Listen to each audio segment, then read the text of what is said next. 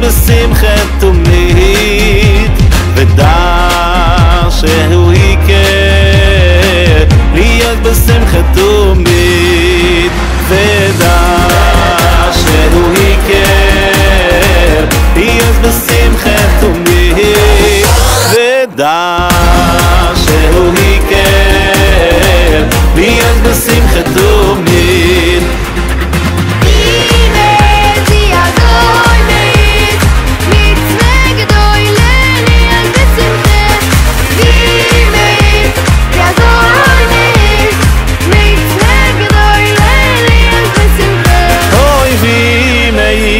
יעזוי מייז מצווה גדוי להיות בשמחה, אויבי מייז יעזוי מייז מצווה גדוי להיות בשמחה.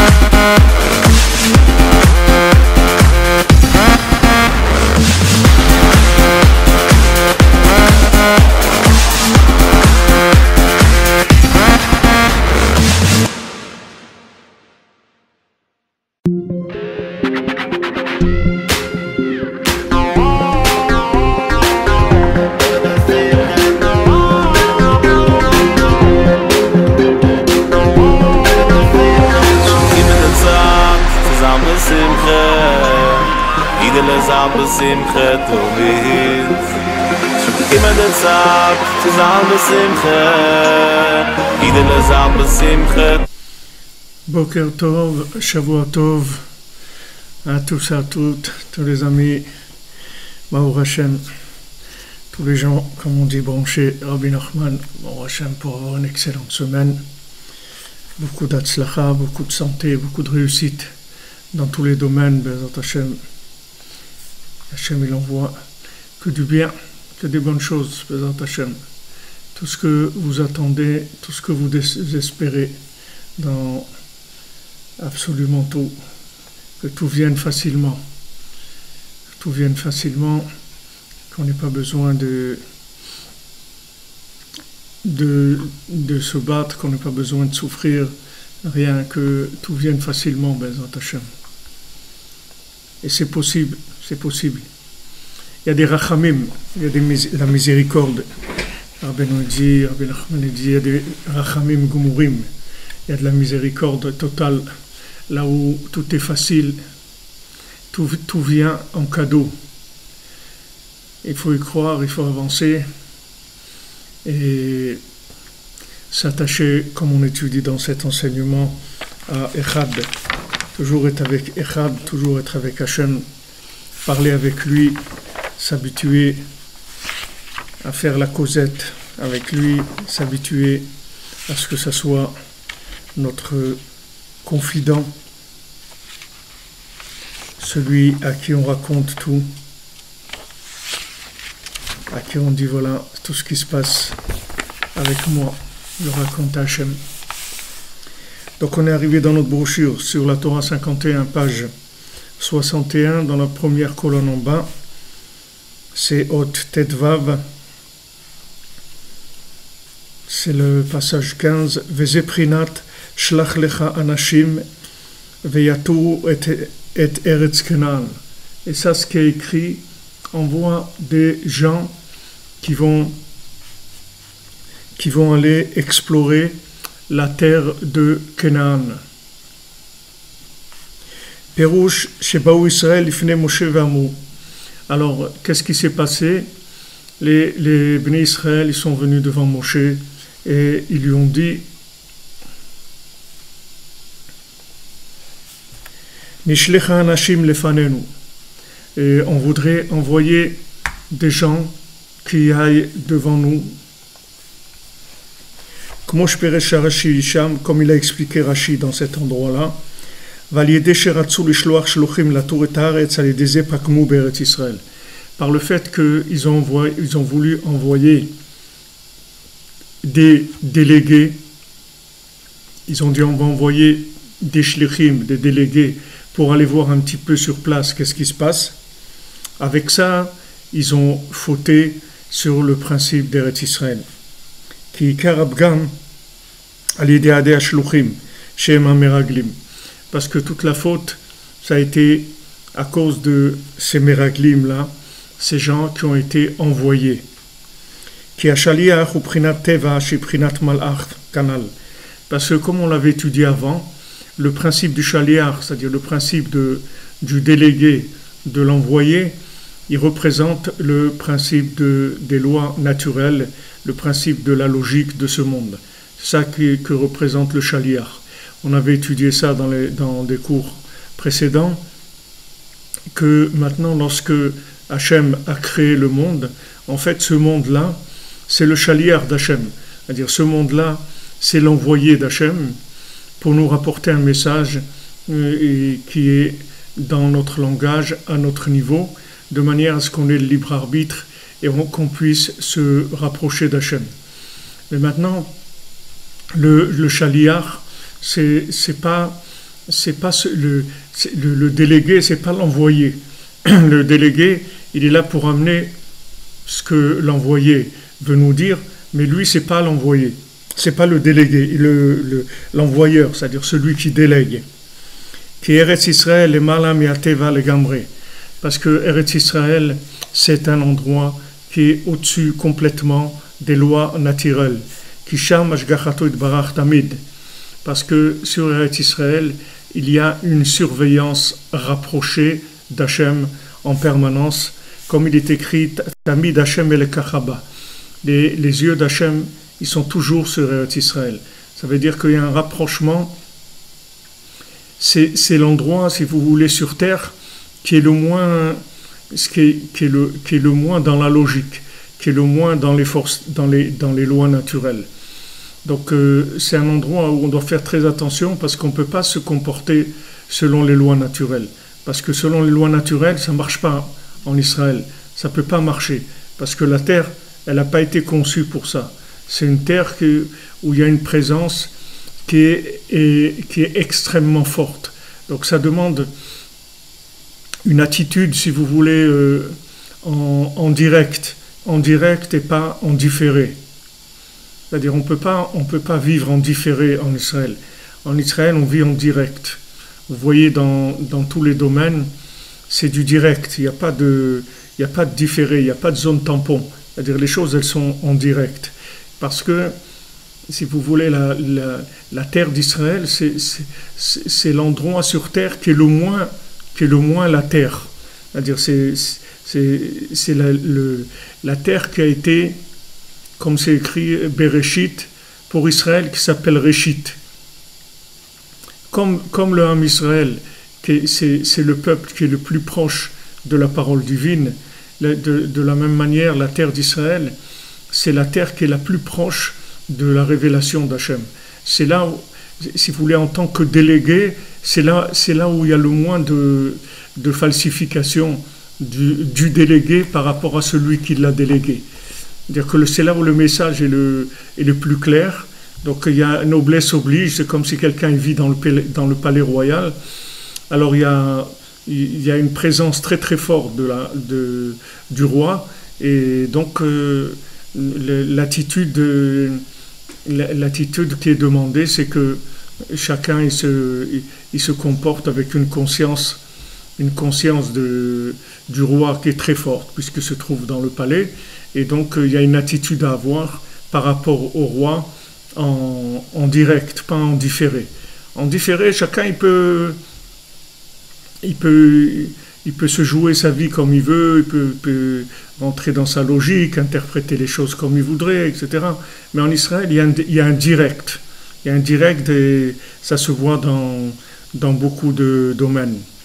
Dans beaucoup de domaines, même très concrets, comme la banque, il n'y a pas de découvert bancaire, il n'y a pas de il n'y a pas de relance sur une facture d'électricité, c'est-à-dire on coupe l'électricité, il n'y a pas de relance sur une facture d'eau, on vient un beau matin, vous vous levez, il n'y a plus de compteur d'eau, le compteur il a disparu. Il n'y a pas de relance, il n'y a pas de truc, c'est très direct. C'est-à-dire, les gens aussi sont assez directs, ils n'ont pas tellement de... Ils ne mettent pas des gants, comme on dit. C'est-à-dire, c'est assez direct comme rapport. Ça, c'est l'esprit un peu d'Eretz Israël sur les choses extérieures.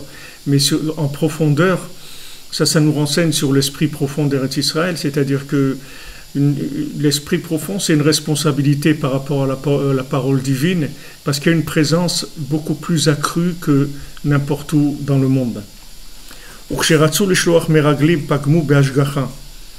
Quand ils ont voulu envoyer des délégués pour aller visiter Israël et voir un petit peu ce qui se passait, alors ça, ils ont fauté par rapport à la providence divine. Ils ont voulu se comporter selon les lois naturelles.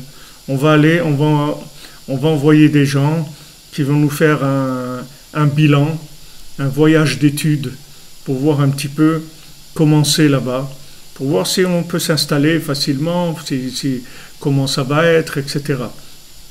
Donc ils ont voulu faire une analyse logique des choses. L'irot im yochlu lichbosh al pidech hateva, pour voir s'ils pourront conquérir la terre d'Israël selon des lois naturelles. Velo iminu she'al yedei hashgachto yitbarach shenimshechet beyoter be'eretz Israël yochlu la'alot afilu l'shamayim.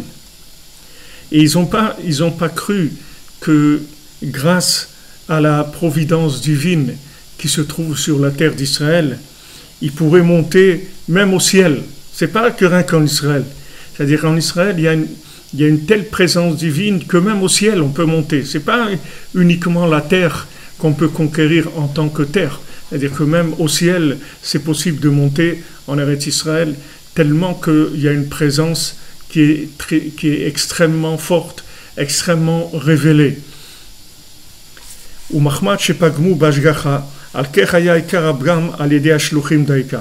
Maintenant, le fait qu'ils ont fauté par rapport à la providence divine, qui est-ce qui a, si vous voulez, qui a endossé cette attitude-là? Ce sont des envoyés, c'est-à-dire ce sont ces gens qui ont été délégués.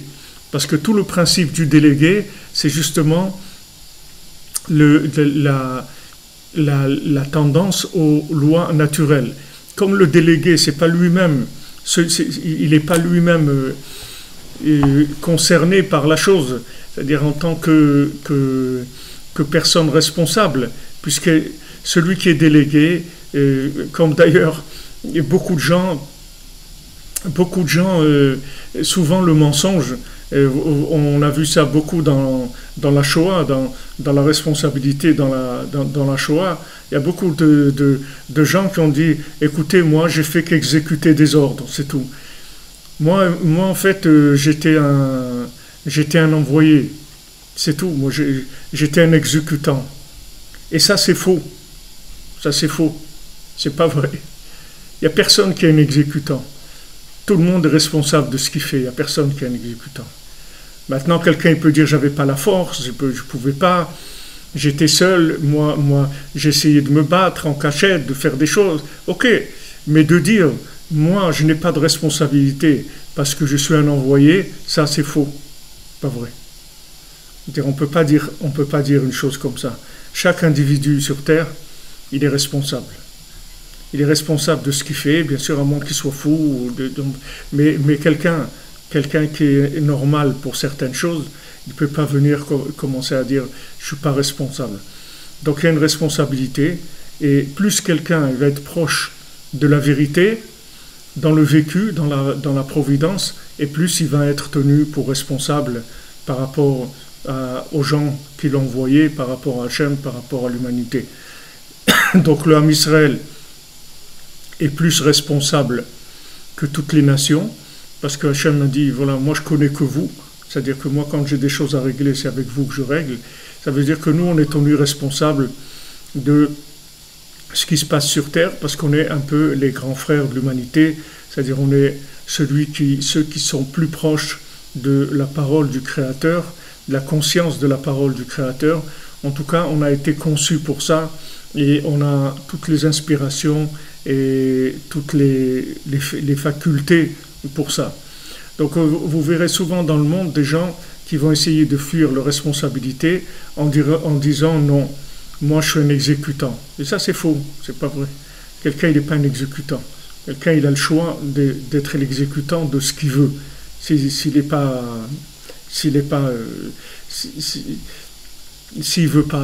il fait pas ce travail, c'est tout. Il dit non, moi je m'excuse, moi je veux faire autre chose. Moi je fais pas ça.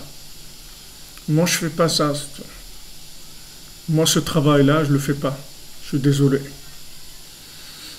On raconte qu'à l'époque du temple, quand les Romains ils ont pris le temple, ils ont commencé à le détruire. Alors ils ont envoyé un juif pour voler des choses à l'intérieur du temple, et ils l'ont envoyé dans le Saint des Saints. Ils lui ont dit tu vas aller, tu vas voler cette chose-là, tu vas nous l'amener. Donc il est rentré, il a pris, il l'a ramené. Après ils lui ont dit maintenant tu vas rentrer, tu vas prendre telle chose. Il a dit non, maintenant je rentre plus. Alors ils lui ont dit, ça veut dire tu rentres plus. Il a dit non, je veux plus, moi je fais plus quelque chose comme ça. Alors ils lui ont dit, mais si tu fais pas ça, on va te tuer. Il dit, tant pis, tuez-moi, mais moi je rentre plus. Et ça a été comme ça, ils l'ont tué. Maintenant, qu'est-ce qui s'est passé entre la première fois et la deuxième fois? C'est que la première fois, il est rentré, il était un envoyé, d'accord? Il était un envoyé. Mais maintenant, quand il est rentré à l'intérieur du Saint des Saints, il a une telle conscience de la présence divine que quand on lui a dit de refaire quelque chose qui n'était pas en accord avec la volonté divine, qui était opposé même à la volonté divine, il a dit il n'est pas question, moi je recommence pas ça. Maintenant c'était au prix de sa vie. Il dit mais comment mais tu vas mourir. Il dit tant pis, parce que si maintenant je transgresse ma conscience, alors la vie n'a plus aucun sens à ce niveau-là. Et BMN, c'est ce qui fait la différence entre tous les individus, c'est tout. Tous les individus, quelle est la différence entre des gens qui font certaines choses, qui ne font pas certaines choses? C'est juste leur rapprochement, la distance qu'il y a entre l'envoyé et celui qui l'a envoyé, c'est tout. C'est-à-dire, quand il y a une conscience de quelque chose, alors on ne peut pas agir différemment par rapport à notre conscience. C'est-à-dire, chacun, il a sa conscience et il agit par rapport à sa conscience, et c'est par rapport à ça que Hachem demande des comptes à chacun, par rapport à sa conscience, pas par rapport à autre chose. Donc, on ne peut pas se déresponsabiliser et dire moi j'étais un envoyé. D'être un envoyé, c'est un choix, et on peut choisir de qui on est envoyé. Et on ne peut pas dire moi j'étais obligé de faire ce qu'on me disait de faire, j'étais un exécutant. Il y a pas, alors les gens ils se cachent derrière ce mensonge pour dire qu'ils ne sont pas responsables. Mais ce n'est pas vrai, parce que Hachem il connaît la responsabilité de chacun. Maintenant, plus on va se rapprocher d'Hachem, et plus on va sentir de la responsabilité. D'ailleurs, qu'est-ce que c'est un tzaddik? Pourquoi un tzaddik il prie pour le monde? Pourquoi un tzaddik il donne sa vie pour le monde? Parce que justement, il est tellement proche de l'envoyeur, il est tellement proche d'Hachem, qu'il se sent responsable de l'humanité. Et c'est vrai, il est responsable de l'humanité. C'est vrai que c'est pour ça qu'on voit que les tzadikim ils souffrent, parce qu'ils ont une responsabilité. On voit que plus quelqu'un est conscient, plus que quelqu'un est grand, plus quelqu'un savait des choses, et plus on va le tenir responsable. Donc en fait, quand on veut faire quelque chose et qu'on n'arrive pas à le faire, en fait c'est le degré de conscience qui fait agir, qui va nous donner la force d'agir. Il ne faut pas chercher dans l'effort. Il ne faut pas chercher dans l'effort, il faut chercher dans la conscience. Parce que plus la conscience est grande, moins il y a d'efforts à faire. L'effort, il vient sur des domaines où la conscience n'est pas très forte. Donc on a besoin de faire un effort pour essayer d'aller de l'avant. Mais si on développe la conscience, alors il n'y a pas besoin de faire des efforts. Pour ça que Rabbi Nathan il dit que, en fait, la crainte d'Hachem, elle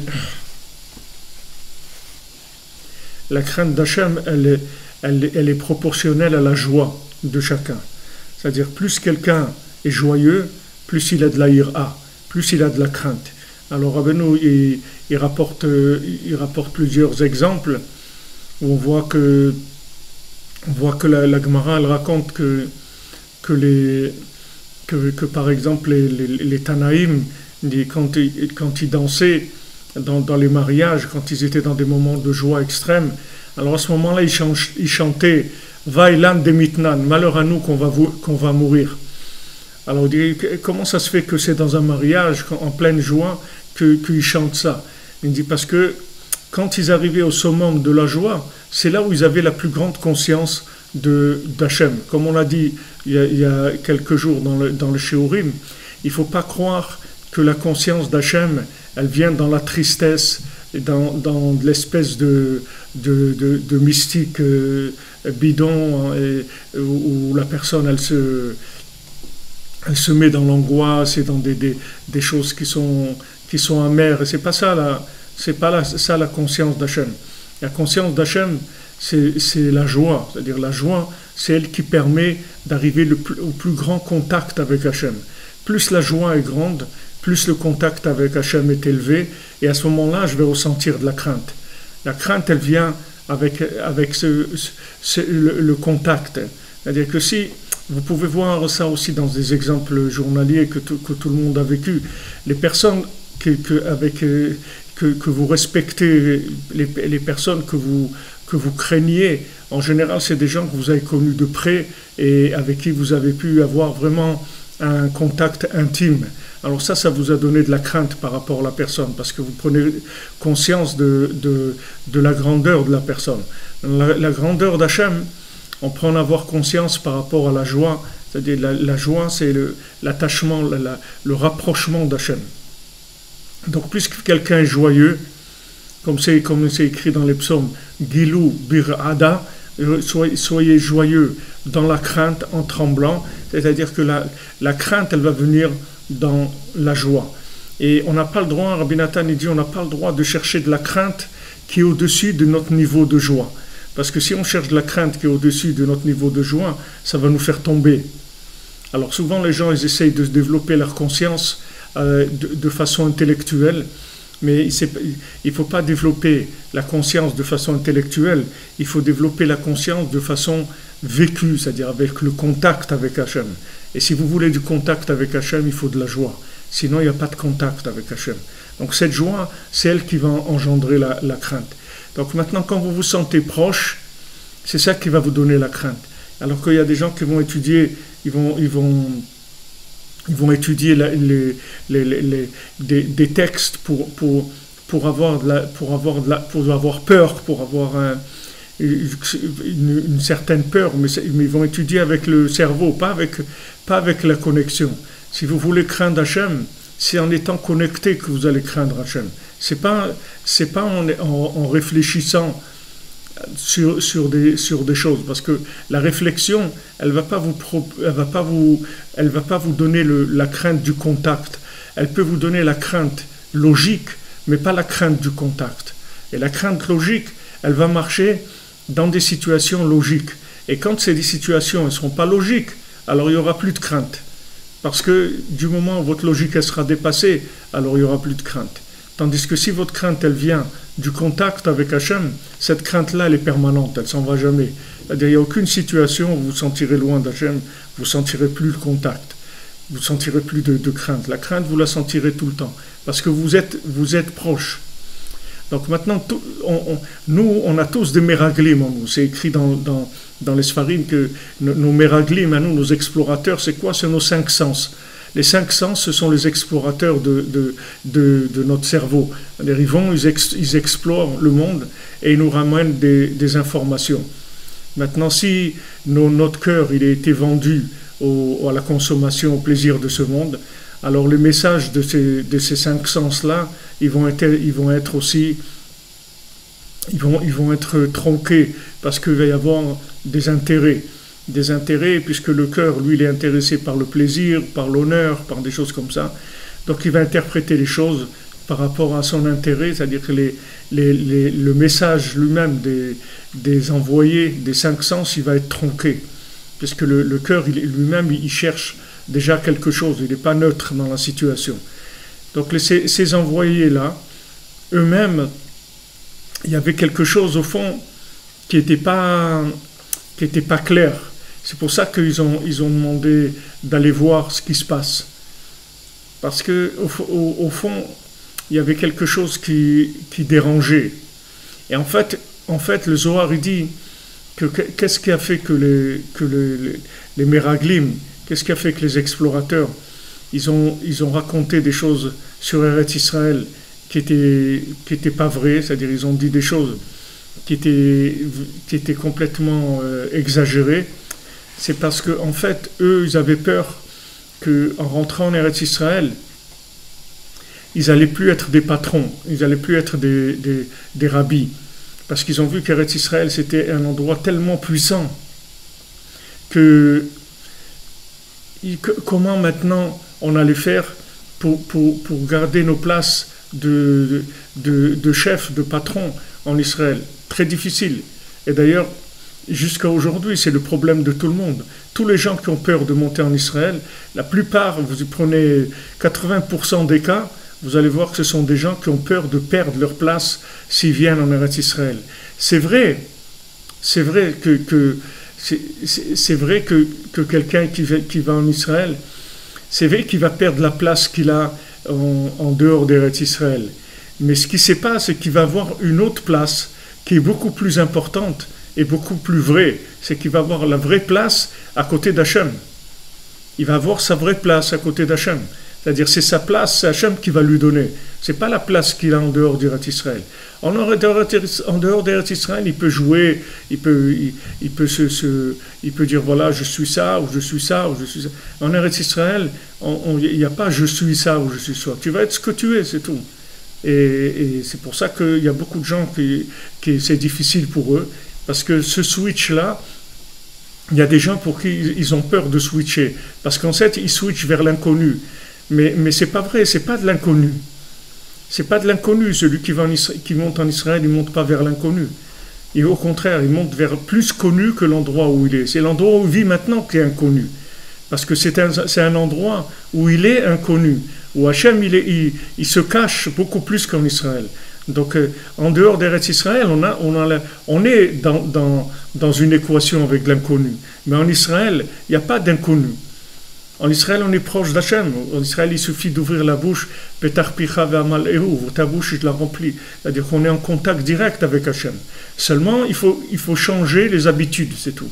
Donc eux, ces Meraglim, c'était des tzadikim, tous les Meraglim. C'était pas des gens de bas niveau, c'était des tzadikim.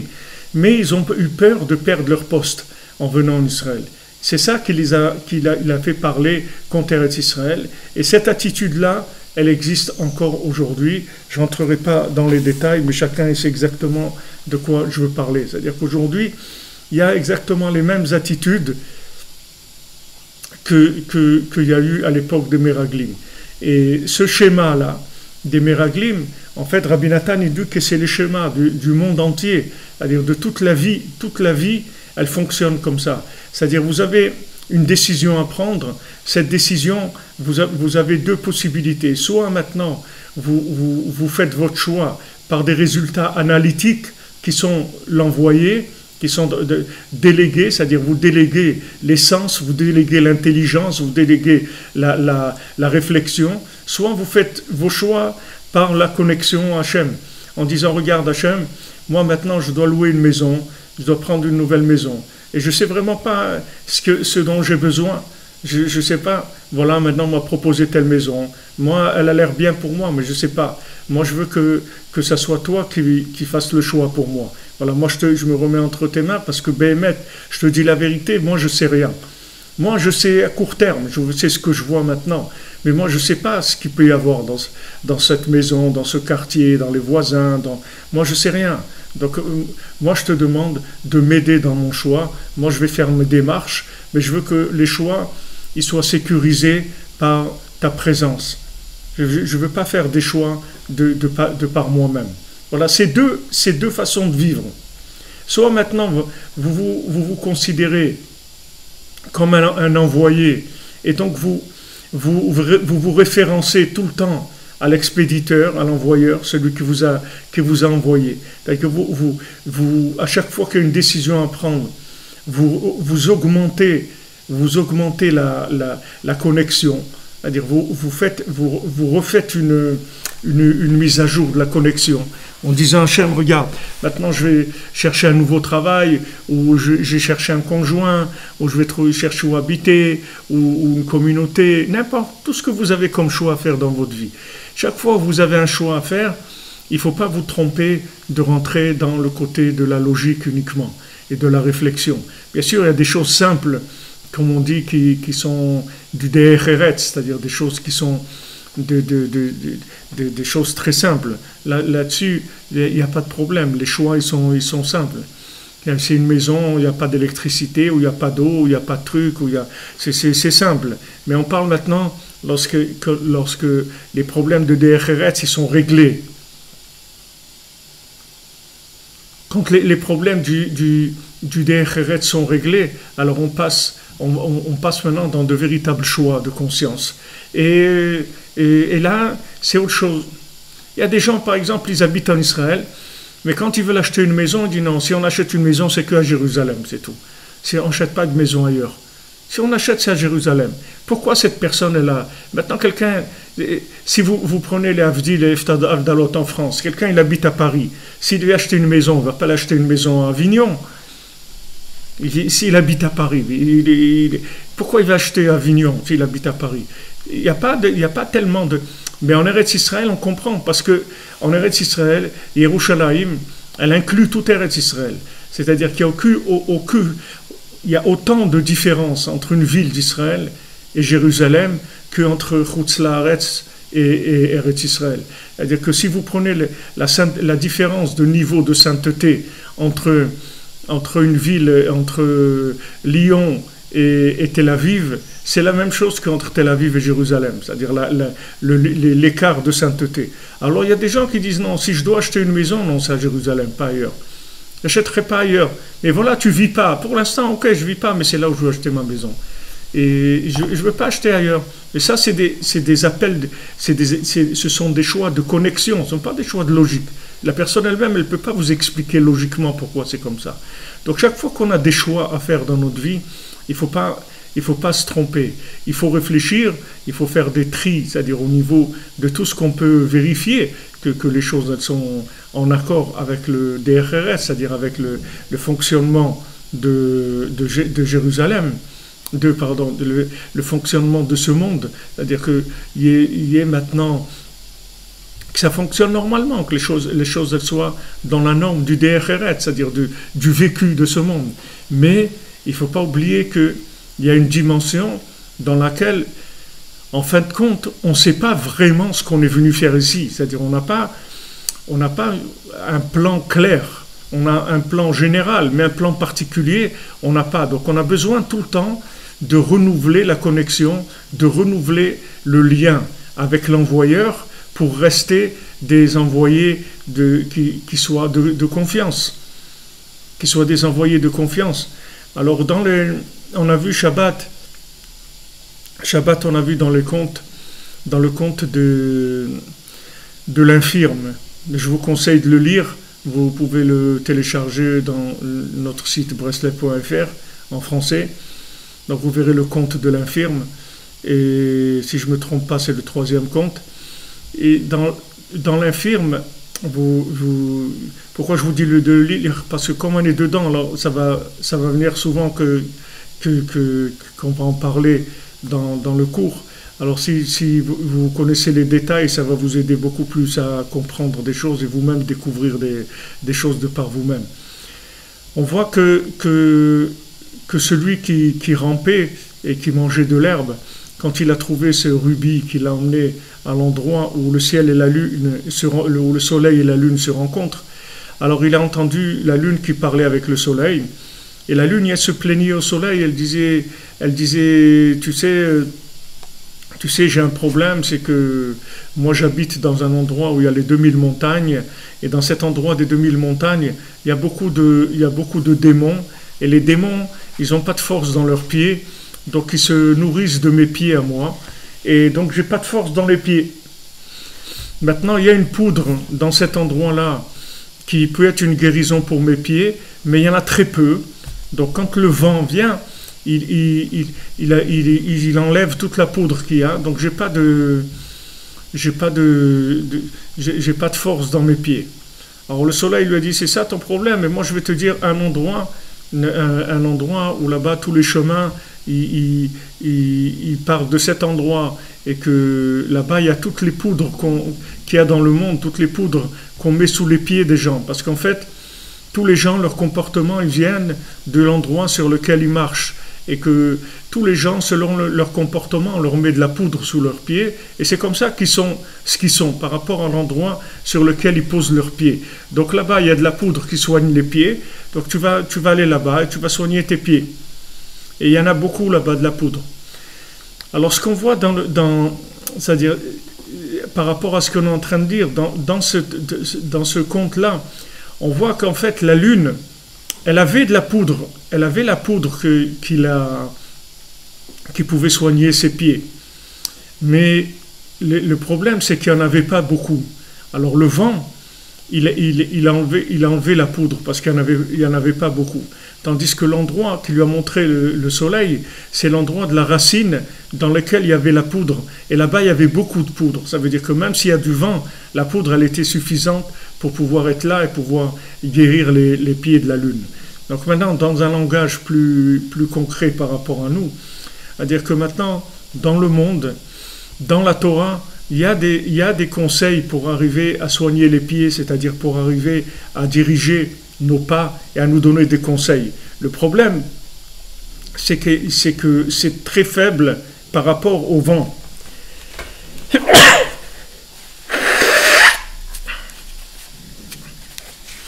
Excusez-moi.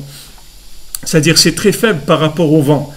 Le vent, c'est quoi? Le vent, c'est toute l'atmosphère de ce monde, qui s'appelle être dans le vent, par exemple. J'ai disais, ouais, la mode, si vous voulez, le vent, c'est être dans le souffle de la mode, c'est-à-dire dans le souffle de la matière. C'est-à-dire le vent, il est tellement fort qu'avec la Torah classique, vous ne pouvez pas tenir. Parce que même si la Torah elle donne des conseils, mais ces conseils-là, ils ne pourront pas vous donner la force qu'il faut parce qu'ils ne sont pas assez intenses par rapport au vent, par rapport au souffle qu'il y a. Tandis que si vous allez dans les secrets de la Torah, chez Rabbi Shimon Bar Yochai, ou dans le Harizal, ou dans le Baal Shem Tov, ou surtout chez Rabbi Nachman, vous allez avoir une telle quantité de poudre, c'est-à-dire une telle quantité d'énergie spirituelle, que ça va vous permettre de tirer de la force, même s'il y a du vent. Même s'il y a le vent de ce monde, ce vent-là, il ne pourra pas vous attraper, parce que vous aurez beaucoup d'énergie qui viendra de la racine, si vous voulez, de la Torah. Alors en fait, ces secrets de la Torah, ils vous donnent une conscience, que cette conscience-là, elle vous rapproche de celui qui vous a envoyé. Elle vous rapproche de l'envoyeur. Et à ce moment-là, vous ne fautez pas. Vous voyez Yosef Hatzadik. Comment Yosef Hatzadik, il n'a pas fauté? Parce que quand la faute est venue devant lui, il était toujours connecté à Echad. Il n'était pas déconnecté. Donc ça veut dire que la conscience qu'il avait de Echad, elle était très forte. Donc il y a une faute qui est venue devant lui. Il s'est dit, comment je peux faire quelque chose comme ça? Je ne peux pas faire quelque chose comme ça. Je ne peux pas trahir Hachem. Je ne peux pas trahir mon père. Je ne peux pas trahir mon employeur. C'est lui qui m'a employé et tout. Maintenant, je vais faire une chose comme ça. Impossible. Pourquoi? Parce que sa conscience, elle était forte. Donc la conscience, elle lui a donné la force de résister. Mais si maintenant votre conscience n'est pas forte, alors quand vous vous trouvez dans une situation, alors des fois, la situation, elle fait balancer la personne elle tombe. Parce que le vent, il est trop fort par rapport aux éléments que la personne a de conscience. Donc nous, on travaille, si vous voulez, à remplir la conscience, à donner des forces à l'intérieur, des forces de connexion très fortes, de manière à ce que on soit tenu par cette connexion. Et cette connexion, c'est elle qui va nous empêcher de fauter.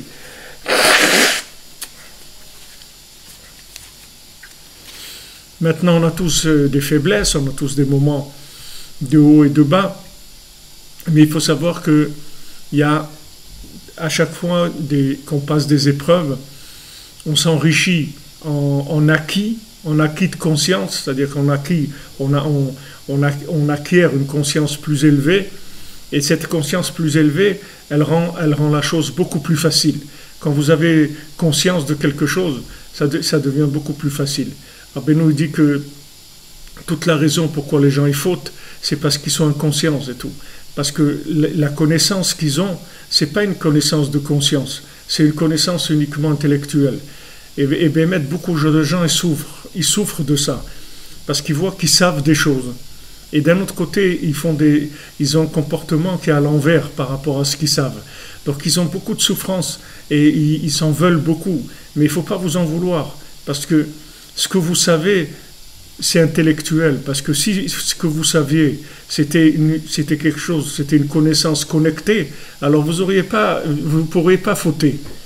Ce serait impossible de fauter. La raison pourquoi on faute, c'est parce que à un moment, le vent, il est plus fort que la poudre. C'est-à-dire que le vent, il est plus fort que la conscience. C'est-à-dire que le moment où comme on dit, Roarshtut, c'est-à-dire un vent de folie, quand il y a un vent de folie qui rentre dans la personne, alors à ce moment-là, la personne, elle est plus responsable, parce que c'est la folie qui est rentrée en elle. Donc ce souffle-là de folie, il vient du fait que j'ai ma conscience qui n'est pas développée. Comment je développe la conscience? Par le contact, c'est-à-dire je développe le contact. Vous voyez? Si je veux être conscient de quelque chose, je développe le contact. Si je veux être vous voyez, entre deux individus, comment maintenant on va se respecter? On va se respecter parce qu'on est en contact, parce qu'on se connaît. Alors il va y avoir de la confiance qui va s'établir entre nous, parce qu'on parle, on crée un lien, et ce lien-là, il va faire qu'on va pas se trahir, on va être honnête entre nous, parce que du moment où on est en contact, et qu'on parle ensemble, ça crée une confiance. Cette confiance-là, elle va entretenir des rapports honnêtes, des rapports sincères. Avec Hachem, c'est la même chose. Si vous vous habituez à parler avec lui tous les jours, vous allez commencer à établir des rapports honnêtes et sincères avec lui. Ça va prendre du temps. Ne croyez pas que ça va venir en une semaine ni en un mois. Ça va prendre du temps, mais en tout cas, ce qui est sûr, c'est que vous allez gagner à la fin. C'est-à-dire à la fin, le contact avec le souffle divin, il va dominer le souffle de la matière. C'est-à-dire le souffle divin qui est le rapport avec Hachem, le rapport avec la parole, on me dit Nafshi Yatsa Bedabero, c'est-à-dire mon âme, elle sort quand je parle avec Hachem, c'est-à-dire en parlant avec Hachem, j'ai une expression, il y a l'expression de mon âme, c'est-à-dire il y a un souffle divin qui se manifeste en moi quand je parle avec Hachem. Donc ce souffle divin, il a la force d'entretenir la conscience. Et à ce moment-là, après, ça devient très facile de ne pas fauter. Parce que même s'il y a un vent qui vient de ce monde-là, il va pas tellement bouger parce que je suis connecté à une autre dimension. Donc ça ne va pas m'intéresser. C'est-à-dire, bien que le vent il vienne souffler, je ne vais pas tellement faire attention à ça. Pourquoi? Parce que je suis connecté à un autre niveau. Donc ce principe-là de la conscience, c'est-à-dire le lien entre le chaliar et le méchaléar, c'est-à-dire celui qui a été envoyé et son envoyeur, c'est quelque chose qui s'entretient et qui se développe. Ça s'entretient, ça se développe. Plus je vais être conscient que je suis un envoyé, et plus je suis conscient de ma mission en tant qu'envoyé, parce que je l'entretiens en parlant avec Hachem tous les jours, et plus ça va être facile pour moi d'accomplir ma mission. Ça va être facile pour moi d'accomplir ma mission.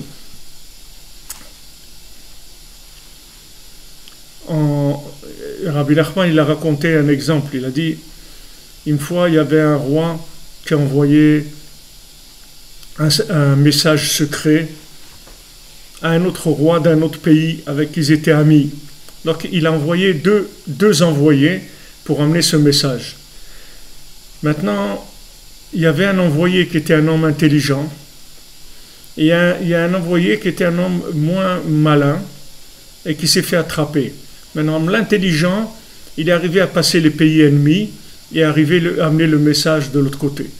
Et celui qui était moins malin, il s'est fait attraper, mais il n'a pas vendu la mèche, il n'a pas donné le secret. Il a résisté et il n'a pas donné le secret. Donc Rabbi Nachman, il dit, qui est-ce qui est le plus grand là-dedans? Qui c'est le plus grand des deux? Qui c'est le plus grand des deux? C'est celui qui était malin, qui s'est débrouillé, qui est arrivé de l'autre côté, ou bien celui qu'on a torturé, etc., et il a tenu.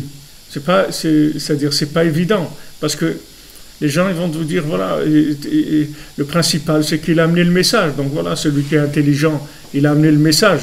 Mais l'autre, il a résisté à la torture, à toutes les épreuves, et après, il a amené le message. Mais il n'a pas lâché pendant qu'il était torturé, etc.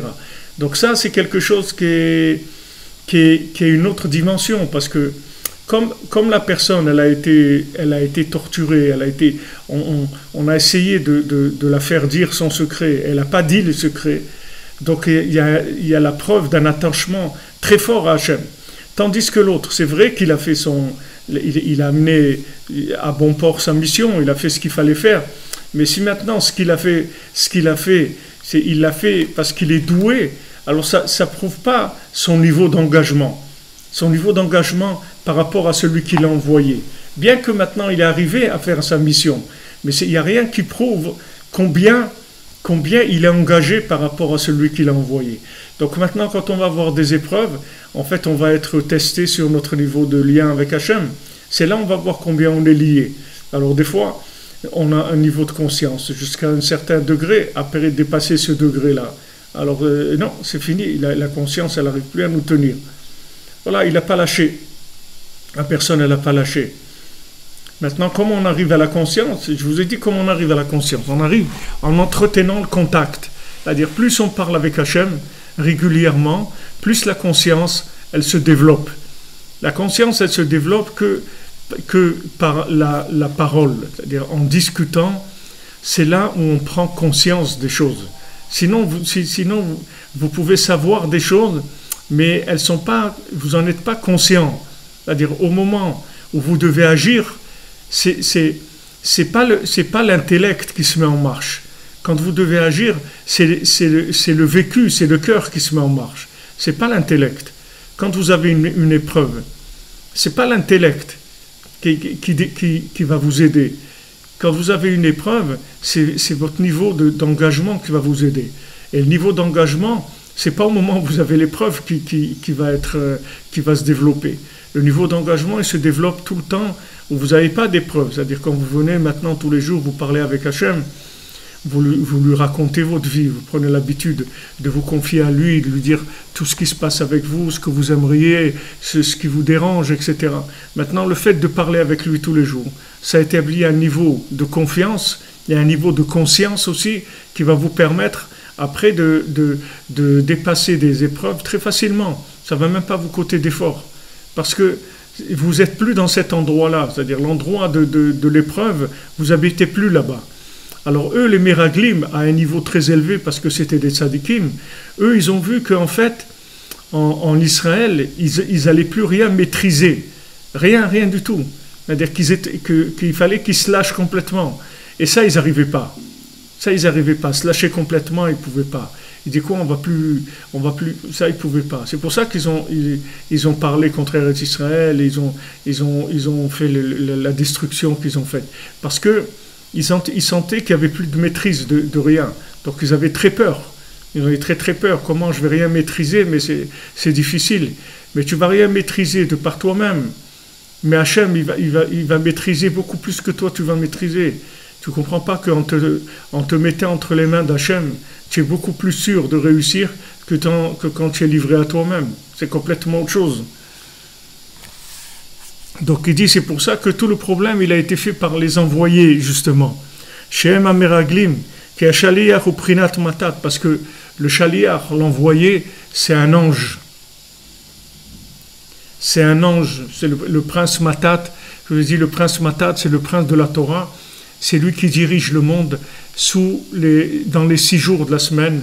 Et c'est ce prince-là, cet ange, que ceux qui sont montés dans le Pardès, ce qui est ramené au début de la Torah, quand il y a Rabbi Akiva et Elisha ben Abouya et Ben Azaï et Ben Zoma, quand ces 4-là ils sont rentrés dans le Pardès, en fait, ce qu'ils ont vu, ils ont vu cet ange-là, Matat, ils ont vu qu'il avait un pouvoir tellement fort qu'il n'y a que Rabbi Akiva qui a pu rentrer et sortir Béchalom, c'est-à-dire il a vu la puissance de cet ange-là, mais il n'a pas douté à une minute, une seule minute que cet ange-là, sa force, elle venait de lui-même. Il savait que c'était un représentant d'Hachem.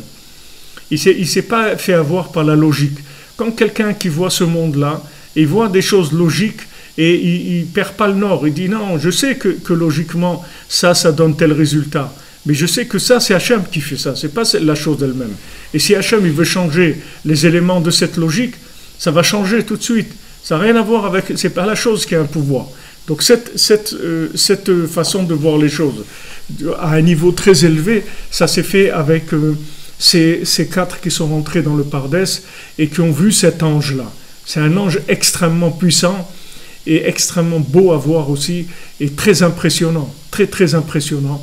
Et il y a 3 qui se sont fait attraper, c'est que Rabbi Akiva qui est rentré Béchalom et il est sorti Béchalom.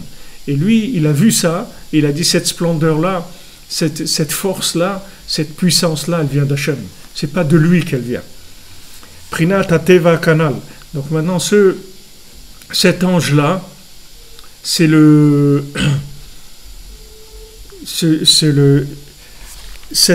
ange-là, il représente toutes les forces naturelles, toutes les lois naturelles. C'est lui qui fait fonctionner donc les 6 jours de la semaine sous le système des lois naturelles.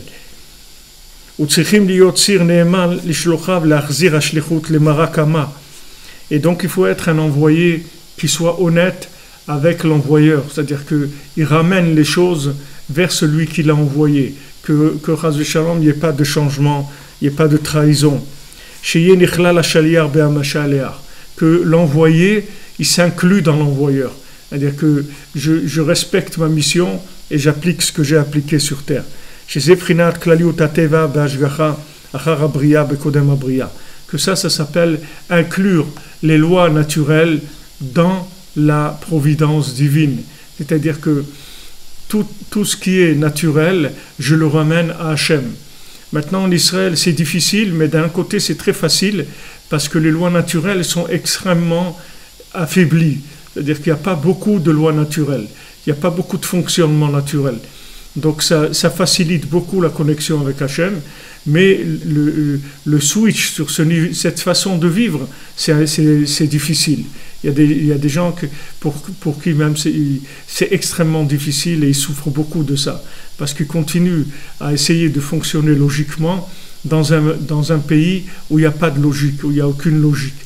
Donc ça, c'est difficile. Mais d'un autre côté, celui qui s'est habitué au système comme il fonctionne en Israël, il est beaucoup plus libéré parce qu'il vit entre les mains d'Hachem. Ce n'est pas du tout comme quelqu'un qui prend les responsabilités de sa vie. Il sait très bien qu'il n'y a pas de logique et que tout ce qui se passe avec lui, c'est que la volonté d'Hachem. Alors les Meraglim, les explorateurs, eux, ils ont abîmé cet envoyé-là. C'est-à-dire la raison pour laquelle ils ont envoyé. Ils ont été envoyés, ils ont fauté dans leur mission. Ve'otziu dibat haaretz ra'a ve'amru sheker al Eretz Israël. Ils ont sorti, ils ont parlé du mal et ils ont dit du mensonge sur Eretz Israël. Ve'sheker u'ikar b'gam hashgacha. Maintenant, le mensonge, c'est ça le principal de la faute par rapport à la providence divine. Oui, ce que vous dites, Monsieur Terrier, c'est que si maintenant on ne reconnaît pas que c'est Hachem, alors c'est de l'idolâtrie. L'idolâtrie, ça veut dire qu'on croit que cette chose-là, elle est comme ça. On croit que cette chose-là, elle est comme ça. C'est-à-dire que la chose elle-même, c'est elle qui a fait que c'est comme ça. Que voilà, si maintenant je ne suis pas arrivé, c'est parce que j'ai eu ce problème, ou à cause d'un tel, ou à cause de ça, ou à cause de ci. Quand je trouve des causes, une autre cause qu'Hachem, c'est de l'idolâtrie. La foi, c'est de savoir que Hachem, c'est lui la siba de toutes les sibotes, c'est lui la cause de toutes les causes. Il n'y a eu qu'une autre cause. Si maintenant je suis tombé sur quelqu'un qui m'a roulé, c'est maintenant que c'est fait, alors ça veut dire qu'Hachem il a voulu comme ça, c'est tout. Ça ne veut pas dire que lui il n'est pas responsable lui de ce qu'il a fait, mais moi mon problème c'est pas lui s'il est responsable ou pas. Moi mon problème à moi c'est que je dois régler ça par rapport à mon envoyeur. Et comment je règle ça par rapport à mon envoyeur en disant Hachem, moi je sais que c'est toi qui veux ça. Donc moi ce que tu veux j'accepte, c'est tout, parce que ça vient de toi. Je l'accepte parce que ça vient de toi. Et ce qui vient de toi, c'est toujours bien. Ah, maintenant, ça a l'air le contraire du bien, ça a l'air à l'envers. Mais moi, ça, c'est déjà une logique qui me dépasse. Et moi, je ne comprends pas ces choses-là. Donc maintenant, il n'y a pas de cause. La cause, c'est toi, c'est tout. Et toi, hein, c'est une cause toujours valable. C'est-à-dire, tout ce que tu fais, c'est pour le bien. Donc moi, je sais que c'est bien. Ah, ça me fait mal, ces trucs, c'est une perte, c'est une douleur, c'est une souffrance, tout ce qu'on veut. Mais ça vient d'Hachem, c'est tout. Moi, je dois garder cette conscience-là. Et à ce moment-là, je renvoie, si vous voulez, la situation qui est une situation d'envoyé, je la renvoie à l'envoyeur. Je la ramène à l'envoyeur en disant, voilà, cette situation-là, c'est toi, en fait. Ce n'est pas une situation isolée. Il n'y a pas d'envoyé qui est responsable. C'est-à-dire que la situation elle-même, ce n'est pas elle qui a la responsabilité de ce qu'elle est. C'est-à-dire que la situation, elle est voulue par Hachem. Donc si moi je rétablis le contact, c'est ça qui a réparé la situation en fait. La réparation de la situation, c'est pas que ça marche comme je veux. Le Ikar, c'est que je sais que c'est Hachem qui veut ça. C'est ça qui est le plus important. C'est pas que j'arrive à me débrouiller, et que je suis malin, et je me débrouille, je fais plein de choses, etc. et que j'ai réussi. Le principal, c'est que Hachem réussisse. C'est ça qui est le plus important. C'est-à-dire que je sache que ça, c'est Hachem qui l'a voulu. Donc ça, c'est mon travail, de renvoyer tout le temps la situation à l'envoyeur, tout le temps. C'est ça qui est ma responsabilité. Quand Hachem il a dit, voilà, c'est une terre où il coule le lait et le miel, ça c'est la promesse d'Hachem. Donc ça veut dire, c'est sûr que c'est comme ça. Ah, maintenant, moi, je vais en Israël, et ça, c'est pas le lait et le miel, il y a des difficultés, etc. Ça, c'est le côté de mes sens, comme ils vivent la chose. Mais la promesse d'Hachem, elle, c'est sûr qu'elle est vraie. Il n'y a aucun doute sur ça. Hachem, s'il nous a dit quelque chose, c'est sûr que c'est comme ça. Ah, maintenant, on voit, il y a des attentats, ou il y a des trucs. Ça, c'est des choses que la logique, elle veut me présenter comme étant contradictoire par rapport à ce que Hachem a dit. Mais si maintenant, moi, je suis dans la foi, c'est-à-dire j'ai confiance dans l'envoyeur, donc j'ai pas de problème. Je vis cette chose-là. C'est pas la chose, même si je vis une chose, c'est complètement à l'envers dans la logique, ça va pas me déconnecter de l'envoyeur. C'est ça le principal. C'est que je me fâche pas avec l'envoyeur, parce que la vie, elle correspond pas à ma logique. Et souvent, des gens, ils se fâchent avec Hachem parce que ça ne correspond pas à la petite logique qu'ils ont dans leur tête. Eux, ils croyaient qu'Hachem, c'est un copain à eux qui va faire ce qu'ils veulent. À dire, voilà, maintenant, je veux que ça soit comme ça et comme ça. Donc, Hachem, moi, je fais ce que tu me demandes de faire. Et toi, tu m'arranges, tu fais ce que je veux. Mais ce n'est pas comme ça. Des fois, Hachem, il va faire le contraire de ce que vous voulez. Parce que Hachem, il voit des choses que vous ne voyez pas. Hachem, il a un plan pour vous et pour le monde que vous voyez pas. Nous, on ne le voit pas, ce plan-là. Donc maintenant, il y a des fois où ça marche comme on veut. Et il y a des fois où ça ne marche pas comme on veut. Mais ce qui est sûr, c'est que ça marche toujours comme Hachem il veut. Ça, c'est sûr. Ça, c'est certain. Et ça, il faut que ça soit fixe dans mon cœur. Ça, je ne peux pas enlever cette chose-là de mon cœur. Et de dire, voilà, alors si maintenant ça marche, je suis copain avec Hachem, et ça ne marche pas, alors je ne suis pas copain avec lui. Parce que ça ne marche pas comme je veux.